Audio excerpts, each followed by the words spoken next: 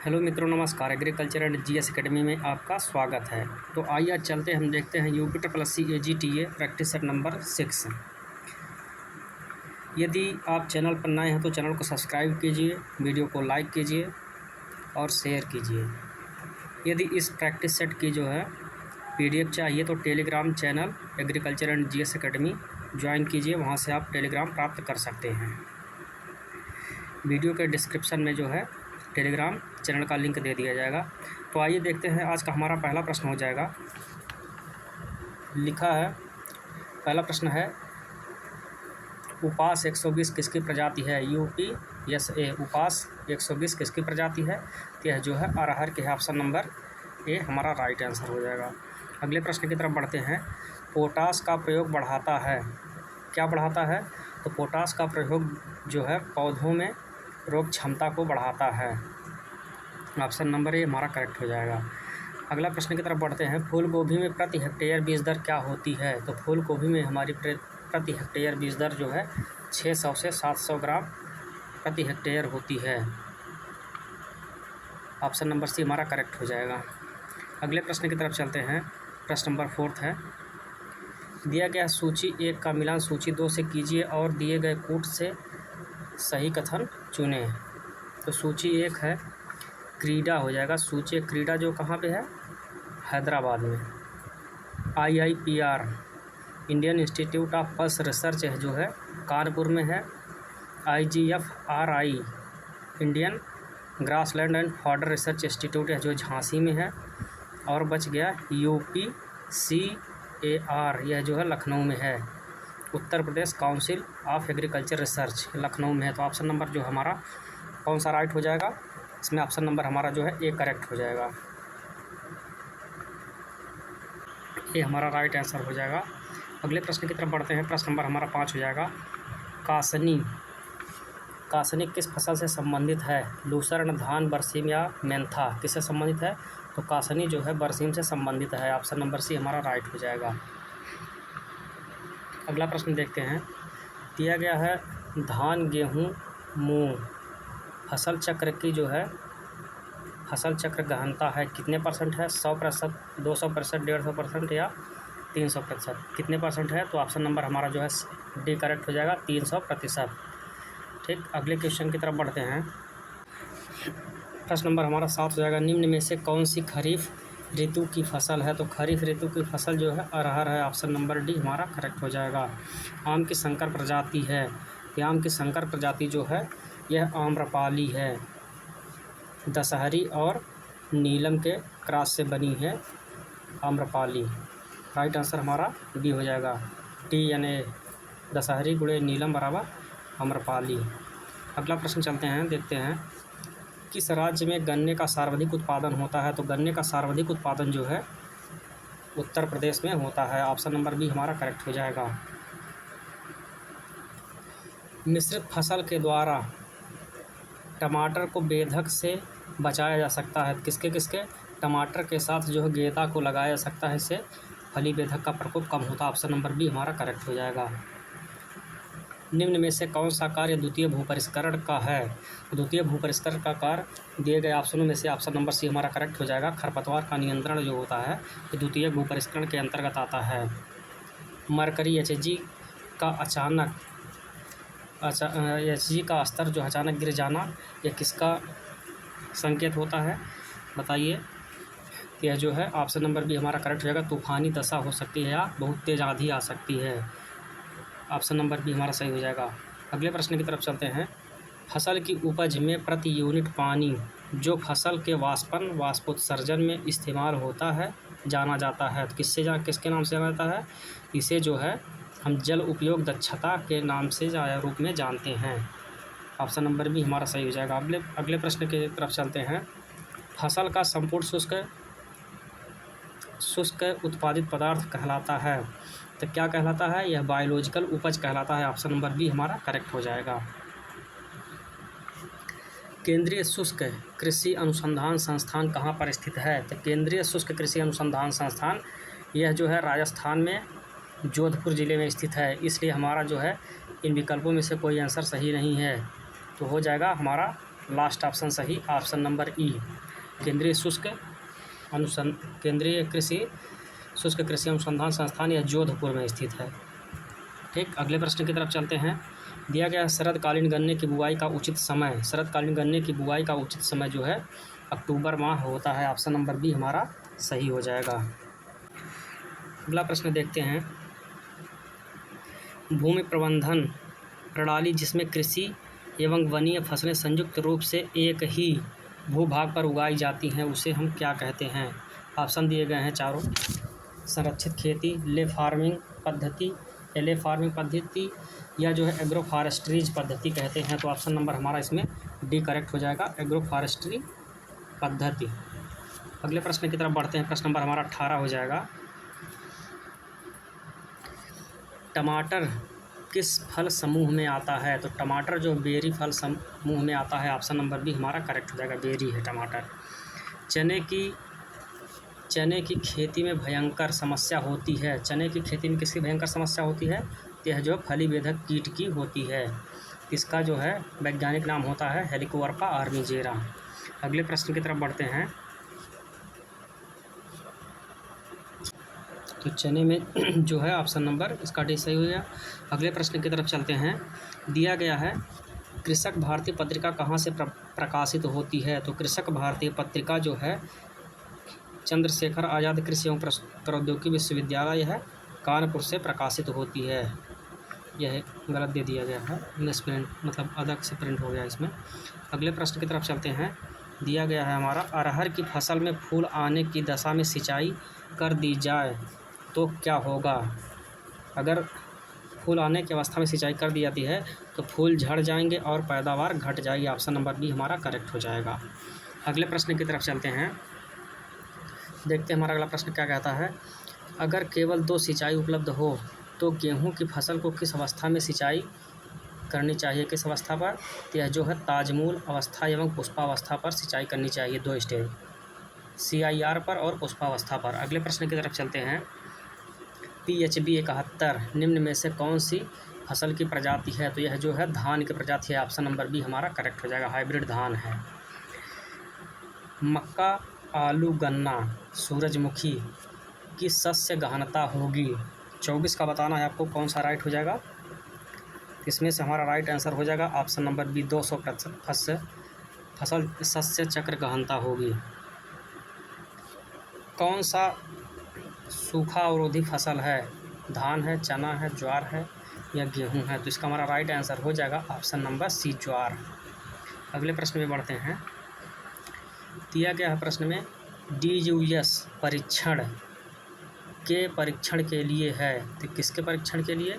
यह जो है किस्मों के परीक्षण के लिए DUS परीक्षण किया जाता है। ऑप्शन नंबर बी हमारा करेक्ट हो जाएगा। अगले प्रश्न की तरफ बढ़ते हैं।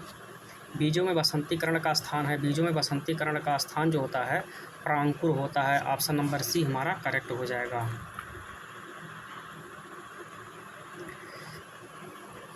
अगला प्रश्न देखते हैं। निम्नलिखित में से कौन सा एक क्राउन गॉल रोग का कारक है। तो क्राउन गॉल रोग का कारण जो होता है यह जो है बैक्टीरिया है, एग्रोबैक्टीरियम ट्यूनिफेसियंस। यह जो है पौधे में गांठें उत्पन्न कर देता है। पौधों में जगह जगह पर गांठें उत्पन्न हो जाती हैं जिससे पौधे में भोजन और पानी एक जगह से दूसरे जगह स्थानांतरित नहीं हो पाते हैं, जिससे पौधों का वृद्धि व विकास अवरुद्ध हो जाता है। अगले प्रश्न की तरफ बढ़ते हैं। दिया गया है भारत एक पूर्णतः जैविक राज्य घोषित किया गया प्रथम राज्य है। कौन है। तो यह सिक्किम है। ऑप्शन नंबर डी हमारा सही हो जाएगा, जैविक राज्य। दिया है परा उत्पत्ति मूलक गोल्डन राइस संबंधित है। तो यह जो है ट्रांसजेनिक गोल्डन राइस पूछा है किसका स्रोत है। तो यह जो है विटामिन ए का स्रोत है या विटामिन ए से संबंधित है। ऑप्शन नंबर ए हमारा करेक्ट हो जाएगा। निम्नलिखित में से कौन सी प्रक्रिया टीयर ड्रॉप कहलाती है। तो टीयर ड्रॉप जो है यह पौधों के पत्तियों के चारों तरफ रात्रि के समय बूंद बूंद के रूप में जल का निकलना गटेशन कहलाता है या टीयर ड्रॉप्स कहते हैं। गटेशन या बिंदुस्राव या इसी को बिंदुस्राव को ही टीयर ड्रॉप्स कहते हैं। ऑप्शन नंबर बी हमारा सही हो जाएगा। अगले प्रश्न पे बढ़ते हैं। अगला प्रश्न हमारा कहता है, देखते हैं क्या। पशुओं की विदेशी किस्मों में सर्वाधिक दूध के द्वारा उत्पादित किया जाता है तो किसके द्वारा? तो होल्स्टीन फ्रिजियन के द्वारा उत्पादित किया जाता है। ऑप्शन नंबर डी करेक्ट हो जाएगा। अगला प्रश्न देखते हैं, खेतों में किसानों द्वारा सामान्यतः किस प्रकार के बीजों का प्रयोग किया जाता है? तो यह जो है प्रमाणित बीज का उत्पादन किसानों के द्वारा किया जाता है। प्रमाणित यानी सर्टिफाइड सीड का ऑप्शन नंबर सी हमारा जो है सही हो जाएगा। दिया गया है राइबोसोम का कार्य है। राइबोसोम का क्या कार्य है? यह जो प्रोटीन संश्लेषण का कार्य है राइबोसोम का। राइबोसोम का कार्य प्रोटीन संश्लेषण है। देखते हैं अगला प्रश्न, क्रंच एनाटॉमी या क्रंच शारीरिकी पाई जाती है किसमें पाई जाती है? यह C4 प्लांटों में पाई जाती है। ऑप्शन नंबर सी हमारा सही हो जाएगा। सॉइल साइंस यहाँ से स्टार्ट होता है। मृदा संरचना सॉइल टेक्सचर का संबंध है किससे है? तो सॉइल टेक्सचर का संबंध स्ट्रक्चर का संबंध है, सॉइल स्ट्रक्चर है मृदा संरचना, यह मृदा कणों की व्यवस्था से है। ऑप्शन नंबर सी हमारा करेक्ट हो जाएगा। सबसे अधिक अम्ल उत्पादक एसिड प्रोड्यूसिंग उर्वरक है तो यह कौन सा उर्वरक है? अमोनियम नाइट्रेट है, अमोनियम सल्फेट है, कैन या किसान खाद या यूरिया कौन सा है? तो हमारा राइट आंसर हो जाएगा option number B ammonium sulphate है। यूरिया अम्लीय होता है, कैन जो होता है यह जो है उदासीन या प्रकार का खाद होता है, यह जो है क्षारीय होता है अमोनियम नाइट्रेट। अगले प्रश्न में बढ़ते हैं। अगला प्रश्न हमारा कहता है, क्या देखते हैं, दिया गया धान आलू मूंगफली के लिए नाइट्रोजन उर्वरक को किस रूप में प्राथमिकता देंगे? तो किस रूप में?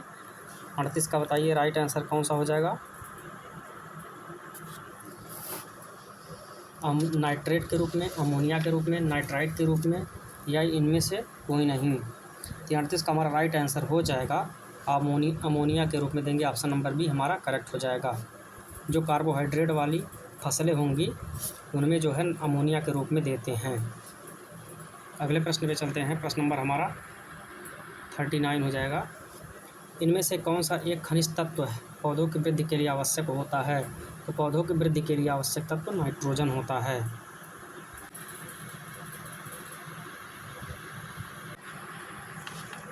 मृदा में तत्वीय गंधक एलिमेंट सल्फर का ऑक्सीकरण किया जाता है किसके द्वारा? यह जो है थायोबैसिलस के द्वारा। ऑप्शन नंबर सी हमारा करेक्ट हो जाएगा। अगला प्रश्न देखते हैं।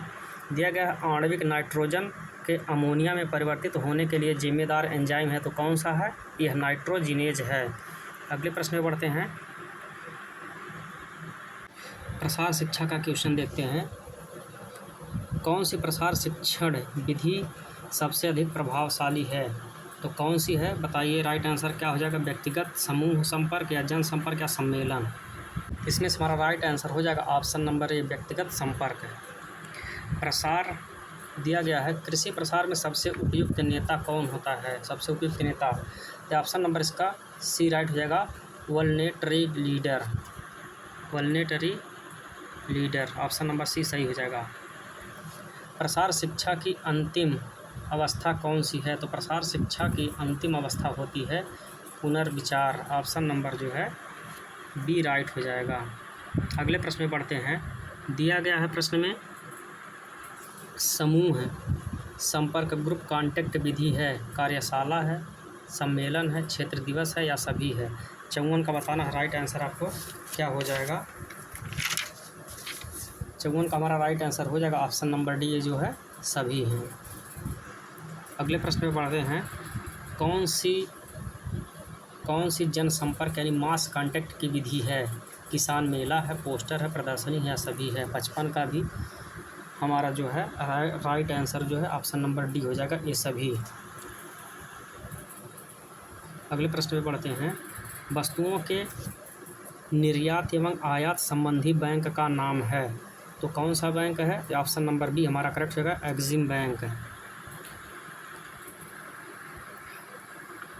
भारत में सहकारी विपणन का ढांचा है तो कैसा है? द्विस्तरीय है, त्रिस्तरीय है या बहुस्तरीय है? उपरोक्त में से सभी। इसका हमारा राइट आंसर हो जाएगा उपरोक्त में सभी, डी वाला सही है। जब जो है विक्रय अधिशेष से ज़्यादा होता है तो उसे कहते हैं, क्या कहते हैं? 58 का बताइए राइट आंसर क्या होगा?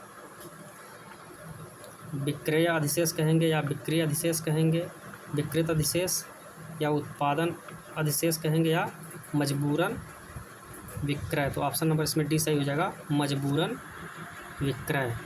अगले प्रश्न में बढ़ते हैं। दिया गया है प्रश्न में, गेहूं की कटाई से पहले सरकार द्वारा घोषित मूल्य को क्या कहा जाता है? गेहूं से कटाई के पूर्व। अब गेहूं के बुआई से पूर्व निर्धारित किए गए मूल्य को न्यूनतम समर्थन मूल्य कहते हैं, और गेहूं के कटाई से पूर्व यह जो है प्रोक्यूरमेंट प्राइस कहते हैं। ऑप्शन नंबर इसका बी राइट होगा, खरीद मूल्य, या जो है इसे अधिग्रहण मूल्य कहते हैं। ऑप्शन नंबर बी करेक्ट हो जाएगा। दिया गया है, सहकारी साख अधिनियम कब लागू हुआ? तो सहकारी साख अधिनियम जो है यह 1904 ईस्वी में लागू हुआ। सहकारी साख अधिनियम, ऑप्शन नंबर बी हमारा करेक्ट हो जाएगा। अगला प्रश्न देखते हैं। दिया गया है, गोदना टैटूइंग द्वारा चिन्हित करने के लिए पशु का कौन सा अंग काम में लेते हैं? तो पशु का जो है कान काम में लेते हैं। ऑप्शन नंबर बी हमारा सही हो जाएगा। प्रोजनी टेस्टिंग में किसका चयन करते हैं? तो इसमें जो है नर सांड के चयन की विधि है प्रोजनी टेस्टिंग, नर सांड के चयन की विधि। ऑप्शन नंबर ए सही हो जाएगा। अगले प्रश्न पे चलते हैं। दिया गया है, किस जानवर में सीमेन की मात्रा सबसे अधिक होती है? तो सीमेन की मात्रा सबसे अधिक सूअर में होती है। ऑप्शन नंबर सी करेक्ट हो जाएगा। अगला प्रश्न देखते हैं, प्रश्न नंबर हमारा 64 हो जाएगा। लिक्विड नाइट्रोजन N2 द्रव्य नाइट्रोजन का तापक्रम कितना होता है? तो द्रव्य नाइट्रोजन या लिक्विड नाइट्रोजन का तापक्रम होता है -196 डिग्री सेल्सियस होता है। अगले प्रश्न पे चलते हैं। भैंस में मध्य चक्र की लंबाई कितनी होती है? तो भैंस का मध्य चक्र या मध्यकाल जो है यह 21 दिनों का होता है। ऑप्शन नंबर इसमें जो है ए करेक्ट हो जाएगा। अगले प्रश्न में बढ़ते हैं। दिया गया है, निम्न में से, यहाँ से कंप्यूटर क्वेश्चन चालू हो जाएगा। निम्न में से कंप्यूटर का कौन सा भाग केंद्रीय नाड़ी तंत्र कहलाता है? तो कंप्यूटर का केंद्रीय नाड़ी तंत्र जो है यह कंट्रोल यूनिट कहलाता है। ऑप्शन नंबर डी हमारा सही हो जाएगा।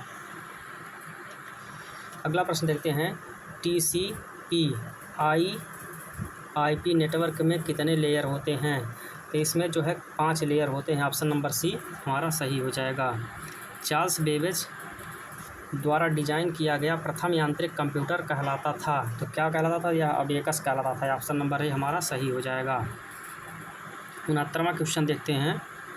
दिया गया है, फ्लैश मेमोरी कम बिजली की आवश्यकता उन्हें हाथ से पकड़े जाने वाले उपकरणों की एक विस्तृत श्रृंखला में उपयोग करने में सक्षम बनाती है। इनका प्रयोग और किसमें होता है? यह जो है बताइए राइट आंसर कौन सा हो जाएगा? Main frame computer, super computer, portable device या लैपटॉप? इसका राइट आंसर हो जाएगा option number C, portable device. अगला प्रश्न पे चलते हैं।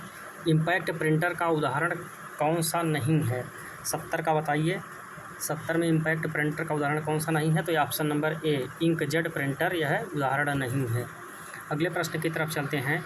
दिया गया है, नॉन इम्पैक्ट प्रिंटर का उदाहरण नहीं है। तो नॉन इम्पैक्ट प्रिंटर का उदाहरण नहीं है, कौन नहीं है बताया गया है। इसमें कौन राइट आंसर हो जाएगा? 71 का बताइए। 71 का हमारा राइट आंसर हो जाएगा option number B, floater printer. अगला प्रश्न देखते हैं। Track ball is example of? Track ball किसका उदाहरण है? ट्रैक बॉल जो है एक पॉइंटेड डिवाइस है। ऑप्शन नंबर ए हमारा करेक्ट हो जाएगा, pointing device. Option number A right. अगला प्रश्न देखते हैं। किसमें संग्रहित प्रोग्राम की अवधारणा दी जिसमें कार्यक्रम और संसाधित किया जाने वाला डेटा एक ही मेमोरी में संग्रहित किया जा सके? तो किसने दिया था? ऑप्शन नंबर हमारा ए राइट हो जाएगा, जॉन वॉन न्यूमैन ने। ऑप्शन ए सही हो जाएगा। अगला प्रश्न देखते हैं। सॉफ्टवेयर की सबसे छोटी इकाई क्या कहलाती है? सॉफ्टवेयर की सबसे छोटी इकाई बताइए। इन 4 ऑप्शन में से कौन सा राइट हो जाएगा? इसमें हमारा राइट आंसर हो जाएगा option number C, module and token. Option number C right हो जाएगा। अगले प्रश्न की तरफ चलते हैं। अगला प्रश्न दिया गया है, आरबीआई द्वारा पेश किया गया LEI लीगल एंट्री आइडेंटिफायर का उपयोग किस उद्देश्य के लिए होता है? तो 75 का राइट आंसर बताइए आप लोग, कौन सा सही हो जाएगा? वित्तीय लेन देन की पारदर्शिता सुनिश्चित करना, आधार कार्ड को बैंक से जोड़ना, ऑनलाइन भुगतान में सुरक्षा, या डिजिटल वॉलेट सेवाओं को सक्षम बनाना। 75 का राइट आंसर बताइए। 75 का हमारा राइट आंसर हो जाएगा ऑप्शन नंबर ए, वित्तीय लेन देन की पारदर्शिता को सुनिश्चित करना। ऑप्शन नंबर ए सही हो जाएगा। अगले प्रश्न पे बढ़ते हैं। दिया गया है, नीचे दिए गए कथनों पर विचार करें। आप कथन 1 है, डीप लर्निंग बड़े पैमाने पर डेटा और डिजिटल एल्गोरिदम पर आधारित है, सही है। दूसरा देखते हैं, AI में उपयोग किए जाने वाले एल्गोरिदम नियमों और प्रक्रियाओं का एक सेट है, ये भी जो है इसमें करेक्ट दिया गया है। डीप लर्निंग केवल छोटे डाटा सेट करने पर प्रभावी है नहीं। इसमें हमारा 1 और 2 कथन सही है, इसलिए विकल्प जो है ए राइट हो जाएगा। 1 और 2 ऑप्शन नंबर ए इसमें सही है। अगले प्रश्न की तरफ चलते हैं।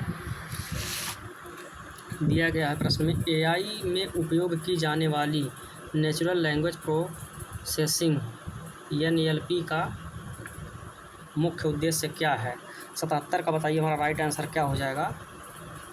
इसमें से राइट आंसर हमारा जो है डी हो जाएगा। उपरोक्त सभी कौन कौन से हैं? मशीन को भाषाओं का अनुवाद करना सिखाना, दूसरा है मानव भाषा को मशीन के लिए समझने योग्य बनाना, तीसरा है टेक्स्ट और आवाज़ का विश्लेषण करना। तो उपरोक्त में से सभी राइट आंसर हमारा डी हो जाएगा। अगले प्रश्न की तरफ चलते हैं।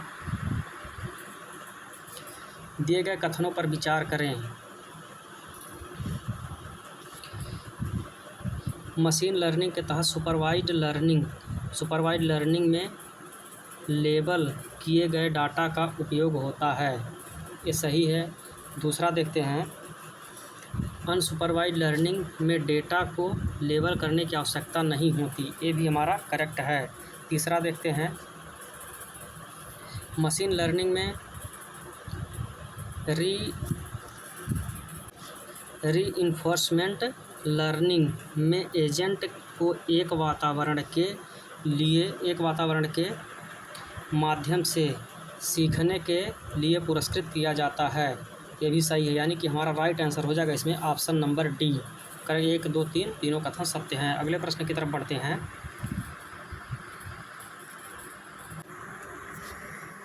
निम्न कथनों पर विचार करें और सही उत्तर को चुनें। तो ऑप्शन कथन 1 देखते हैं, VPN virtual private network online गोपनीयता बनाए रखने का एक प्रभावी उपकरण है, तो हाँ ये ठीक है। दूसरा देखते हैं, VPN डेटा को इनक्रिप्ट करता है और उपयोगकर्ताओं की पहचान को छुपाता है, ये भी सत्य है। तीसरा देखते हैं, VPN का उपयोग केवल बड़े संगठनों के लिए किया जाता है, नहीं ये सब के लिए होता है। तो ऑप्शन नंबर इसमें हमारा जो है 1 और कथन 2 सही है। ऑप्शन इसमें हमारा जो है ए राइट हो जाएगा। अगले प्रश्न की तरफ बढ़ते हैं, इसमें ए सही होगा। अगले प्रश्न की तरफ बढ़ते हैं। दिया गया हमारे प्रश्न में, माइक्रोसॉफ्ट वर्ड में मैक्रो क्या है? 80 का बताइए कौन सा राइट आंसर हो जाएगा? डॉक्यूमेंट को सेव करने का तरीका है, बार बार दोहराए जाने वाले कार्यों को ऑटोमेट करने का तरीका है, पेज नंबरिंग जोड़ने का तरीका है, या जो है ग्राफिक्स जोड़ने का तरीका, इनमें से कोई नहीं। तो ऑप्शन नंबर इसमें हमारा राइट हो जाएगा ऑप्शन नंबर बी, बार बार दोहराए जाने वाले कार्यों को ऑटोमेट करने का तरीका। ऑप्शन नंबर बी हमारा करेक्ट हो जाएगा। अगले प्रश्न की तरफ बढ़ते हैं। उत्तर प्रदेश कृषि जलवायु, यहाँ से उत्तर प्रदेश शुरू हो गया है। उत्तर प्रदेश कृषि जलवायु में कौन सा जो है असंगत है? 81 का बताना है। देखिए कौन सा असंगत है, देखते हैं। पश्चिमी मैदानी कृषि जलवायु क्षेत्र मेरठ मंडल सही है। मध्य पश्चिमी मैदानी जो यहाँ बरेली होगा, बरेली मुरादाबाद मंडल, ये भी जो है सही है। तीसरा देखते हैं ऑप्शन, मध्य मैदानी मंडल आगरा, आते मध्य मैदानी मंडल यही नहीं है, यानी कि सी ऑप्शन सही हो जाएगा, यही गलत दिया है। तो देखते हैं उत्तरी पूर्वी मैदानी गोरखपुर, भी सही है, इसलिए इसमें हमारा राइट आंसर हो जाएगा ऑप्शन नंबर सी। अगले प्रश्न पे बढ़ते हैं। अगला प्रश्न देखते हैं क्या कहता है।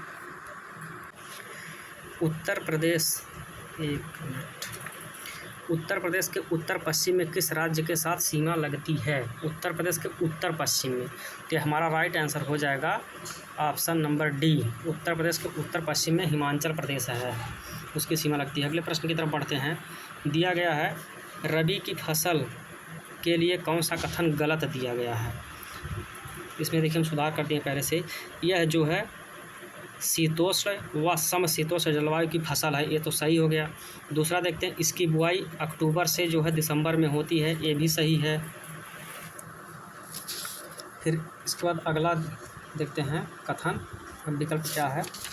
इसके लिए औसत दिया गया है, इसके लिए औसत तापमान कम और जो है वर्षा ज़्यादा, इसमें औसत तापमान कम और जो है ज़्यादा सिंचाई की आवश्यकता होती है। तो ये भी हमारा जो है कथन सत्य हो गया, इसलिए जो है इसमें हमारा राइट आंसर हो जाएगा ऑप्शन नंबर डी। उपयुक्त तो सभी कथन सत्य हैं। अगले प्रश्न की तरफ बढ़ते हैं। निम्न में से कौन सी रबी की फसल नहीं है? रबी की फसल कौन सी नहीं है? अरहर नहीं है, यह जो है खरीफ की फसल है। सॉरी, अगले प्रश्न पे चलते हैं। यह एक स्थलीय नदी है जिसका उद्गम पीलीभीत जिले में स्थित पैंगेली फुलहर गोमत ताल से होता हुआ कौन सी नदी है? इसमें जो है ऑप्शन नंबर हमारा ए दिया है गोमती नदी, गोमी लिखा था, यह गोमती नदी, ऑप्शन नंबर ए हमारा सही हो जाएगा। नलकूप द्वारा सिंचाई का प्रयोग प्रदेश के किस जनपद व वर्ष में शुरू हुआ था? तो इसका जो हमारा राइट आंसर हो जाएगा मेरठ में शुरू हुआ था 1930 ईस्वी में, ऑप्शन नंबर बी हमारा सही हो जाएगा। बॉर्डर एरिया डेवलपमेंट कार्यक्रम प्रदेश में कब चलाया गया? तो बॉर्डर एरिया डेवलपमेंट प्रोग्राम जो है हमारे उत्तर प्रदेश में 1993 और 1994 में चलाया गया। यह 8वीं पंचवर्षीय योजना के अंतर्गत चलाया गया, ऑप्शन नंबर हमारा सी करेक्ट हो जाएगा। अगला प्रश्न देखते हैं। राष्ट्रीय बायोगैस कार्यक्रम को राज्य सरकार द्वारा किस वर्ष संचालित किया जा रहा है?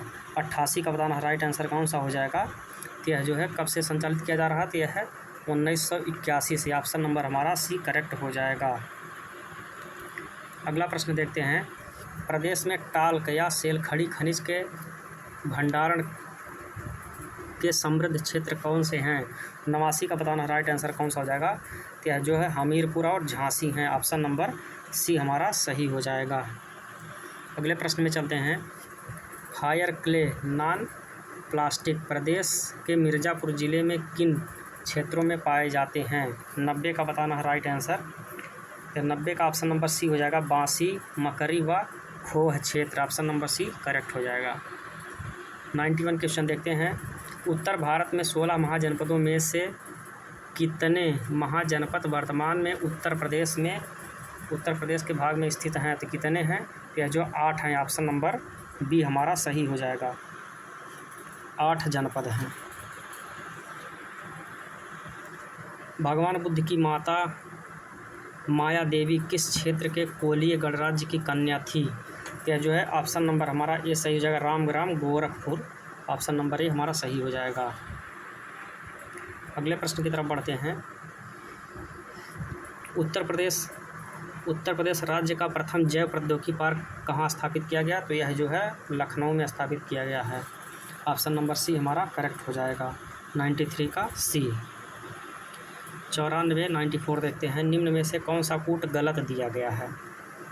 बताइए कौन सा कूट गलत दिया गया है? देखते हैं। नॉलेज पार्क ग्रेटर नोएडा सही है, फूड सिटी गाज़ियाबाद ये भी सही है, एग्री पार्क लखनऊ वाराणसी में ये भी सही है, अप्रैल पार्क यही जो है गलत दिया गया है, अप्रैल पार्क जो है यह गाज़ियाबाद में है, ऑप्शन नंबर बी करेक्ट हो जाएगा इसका। अगले प्रश्न की तरफ बढ़ते हैं। दिया गया है उत्तर प्रदेश के किस साहित्यकार को उप सम्राट के नाम से जाना जाता है? 95 का बताना है राइट आंसर कौन सा हो जाएगा? तो मुंशी प्रेमचंद्र जी को जाना जाता है उप सम्राट के रूप में, ऑप्शन नंबर ए सही हो जाएगा। स्वतंत्रता संग्राम में योगदान देने वाली उत्तर प्रदेश की रानी लक्ष्मीबाई का जन्म कहाँ हुआ था? तो रानी लक्ष्मीबाई का जन्म जो है वाराणसी में हुआ था। 19 नवंबर 1828 को इनका जन्म हुआ था काशी में।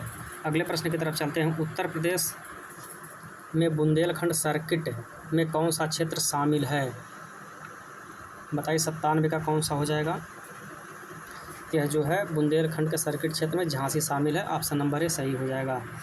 दिया गया है 98 नेवली उत्तर प्रदेश पावर लिमिटेड द्वारा किस जिले में कोयला आधारित घाटमपुर बिजली परियोजना विकसित की गई है? विकसित कर रहा तो यहाँ कहाँ है? यह कानपुर में है। ऑप्शन नंबर सी हमारा राइट हो जाएगा। अगला प्रश्न देखते हैं। 22 जून 2024 को संत कबीर दास की जयंती, संत कबीर दास की 647वीं जयंती मनाई गई। उनका जन्म उत्तर प्रदेश के किस जिले में हुआ है? 99 का बताइए कबीर दास जी का जन्म कहाँ हुआ है? यह जो है वाराणसी में। ऑप्शन नंबर सी राइट हो जाएगा। अगले प्रश्न की तरफ बढ़ते हैं और आज इस सेट का जो है अंतिम प्रश्न है। उत्तर प्रदेश सरकार ने किस वर्ष में उत्तर प्रदेश को मलेरिया मुक्त करने का लक्ष्य रखा है? बताइए इसका राइट आंसर क्या हो जाएगा? या 2027 तक मलेरिया मुक्त करने का लक्ष्य रखा गया है।